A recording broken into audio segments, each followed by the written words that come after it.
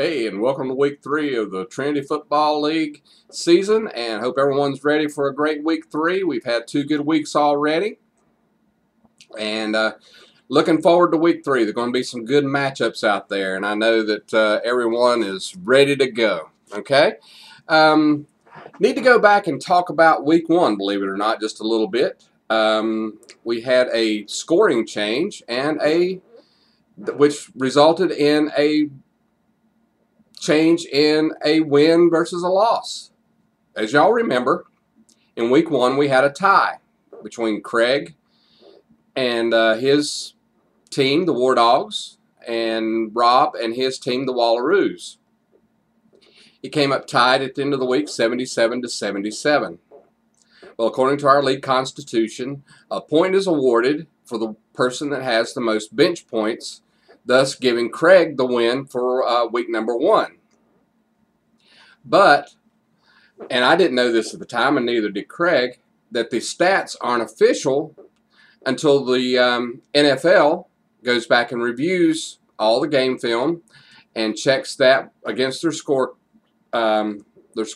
that are handed in each week by the teams. And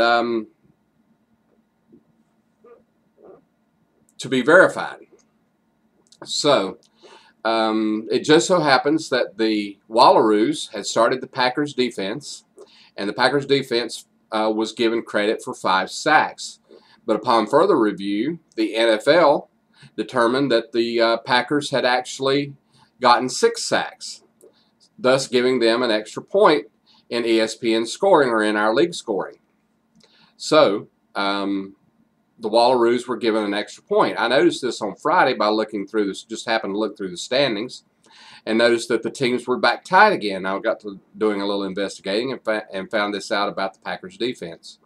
Called Craig, and Craig agreed that the correct thing to do would be to take the point that he had artificially given himself away so that the Wallaroos would get the win for the week. And that was bad enough for Craig, but I give out awards each week, as you know, and I had given Craig the Lucky Dog Award for having the most points, or the least amount of points in a win, and I'd also given him the Marty Hurting Award for the effective use of his bench in a win. And unfortunately, I had to take both of those awards away because he didn't win, and gave those to the Wallaroos. So there's one thing that's happened, or a couple things that's happened to Craig that week. Last week he lost his victory in week 1. He lost his Lucky Dog Award, and he lost his Marty Hurney Award. Now, the last 2 awards probably don't mean a whole lot, but hey, he lost them nonetheless. And on top of it all, I played, as you probably know, I played Craig's team this week. Got the victory. But on top of it all, Craig, during the waiver wire period, dropped Malcolm Floyd, supposedly the #1 wide receiver for the San Diego Chargers. But in week 1, Legu Nani outperformed Mr. Floyd, and it looked like that he was going to be the go-to guy for Phillip Rivers. So Craig dropped Malcolm Floyd, picked up Legu Nani, and I'm going, I've got Craig this week. I think I'll pick up Mr. Floyd. I need a wide receiver. So I did. And when I talked to Craig on the phone, I told him, I said, you know, I picked up Malcolm Floyd off the waiver wire. And not only did I pick him up, I'm going to start him, and I'm going to beat you over the head with him. So I started Mr. Floyd. And guess who was my #1 wide receiver for the week? Malcolm Floyd. I win by 13 points. Malcolm Floyd scores 16. Now, if I'd have started one of my other wide receivers, I probably would have won anyway, but it was much more satisfying knowing that I had beaten Craig by using his former player. So on behalf of me and the rest of the league, we give you the Trinity Football League salute. Craig, you deserve it. All right. Anyway, let's go over the results from last week. Last week I was 3-3. Oh, excuse me, I was 4-2, and because I had to adjust my own score, I am now 6-6 for the year. So not too bad. You know, just kind of halfway hanging in there. I've been much worse. So now let's go over the trophies for last week. The first trophy was the Donkey Award. That went to L-Town Beatdown. They're going to come around. The team's going to get better. But for right now, they get the Donkey Award for the least amount of points last week.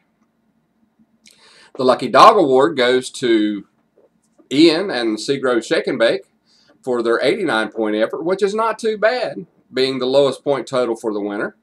89 points is actually a pretty good score, and we're seeing that this year, that there's a lot of balance amongst almost all of our teams as far as scoring balance. The matchups, for the most part, have been very close, and I've noticed that there's a little bit of a downturn in scoring in general this year, and I think that's just because NFL teams are using a lot of different players rather than relying on just a few of their players, especially early in the year when they try to keep them healthy. They're not overworking some of their star players at this point, so we seeing a little bit of balance in how players are used in the NFL. Thus, we're seeing a little bit lower overall scoring in the fantasy football leagues.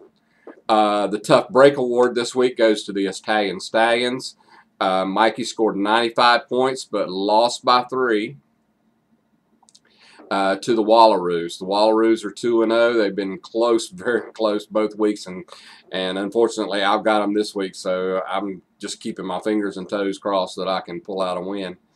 The Matt Millen Award, I'm also giving to Mikey.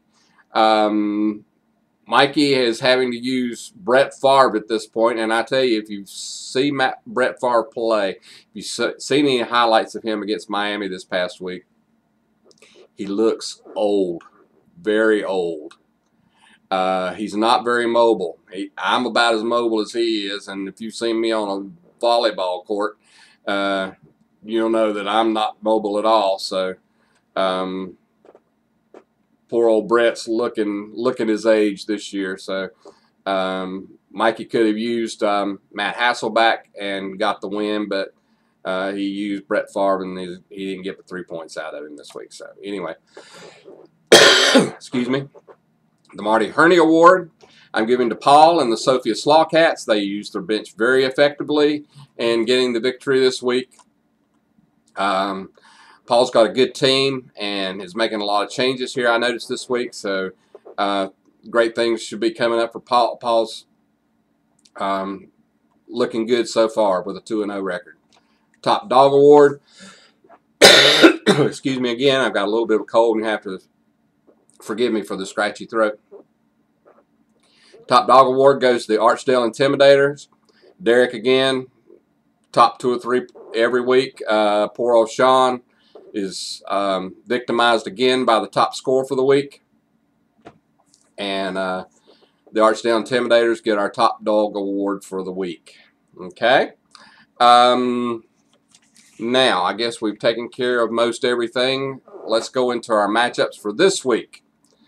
Let me pull those up real quick. For week 3, yep, get it here in a minute. First matchup, the Craven Pines Soaring Condors versus L-Town Beatdown. I think Sean will get his excuse me. Sean will get his first victory this week over Chris Cranfield in the Beatdown. Second matchup is probably the game of the week. The Archdale Intimidators versus the Avengers. High scoring affair. The loser of this one's probably going to get the Tough Break Award, but I feel like that the Archdale Intimidators will stay undefeated. The LA Avengers will take their first defeat for the year, and it will be close. It will be very close. The third one is the War Dogs versus the Stallions. As I've alluded to before, Craig had a bad week last week, but I think he's going to make up for it this week. I predict that the War Dogs will beat the Stallions. I think that the War Dogs have Phillip Rivers. It's really going to depend on Ryan Matthews, if he's in there or not, if he gets to play.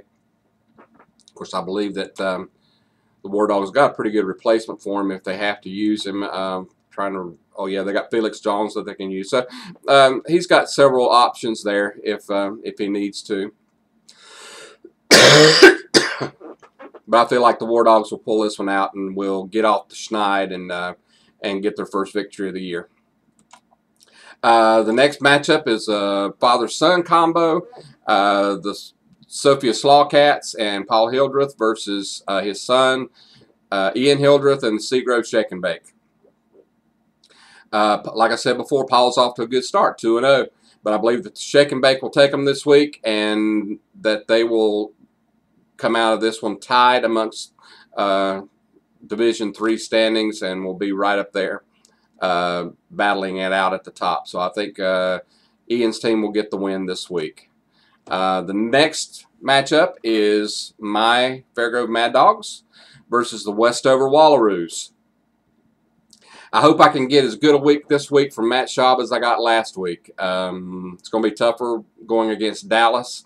I need to get more from my from my running backs. I only got 8 total points last week from the running backs. So I need more from Reese Jones-Drew, Matt Forte. I'm going to start this week, I think. Hopefully things will work out for me, and that I can best the Wallaroos. I think I will take the Wallaroos this week. And I know I picked myself all 3 weeks, but trust me, there will be weeks where the matchups just aren't there, and I won't pick myself. So don't worry about that. But anyway, I do think I can get the Wallaroos. Hopefully I can. Wallaroos are off to a great start, but hopefully I can slow them down just a little bit. And our last matchup is going to be probably the closest matchup of the week. This one's the one that I've struggled with. I've gone back and forth all week, you know. And it's really going to come down to who these guys play this week, or who they decide to put in their lineups. Jokers have a lot of options. Dustin and the Ligers have a lot of options. But right now, I believe, based on Tom Brady playing Buffalo, and that's the Ligers quarterback, I think they probably got the edge over the Jokers. So I'm going to say that the Ligers are going to take the win over the Jokers, but it wouldn't surprise me that it goes either way. So anyway, that's it for the week. Hopefully you'll leave me a message over on the message board. Let's talk about them. If you don't agree with me, let me know. I won't take offense to it, believe me. And we'll just have a good time with it. So anyway, y'all have a good week. Good luck, and we'll talk to you later.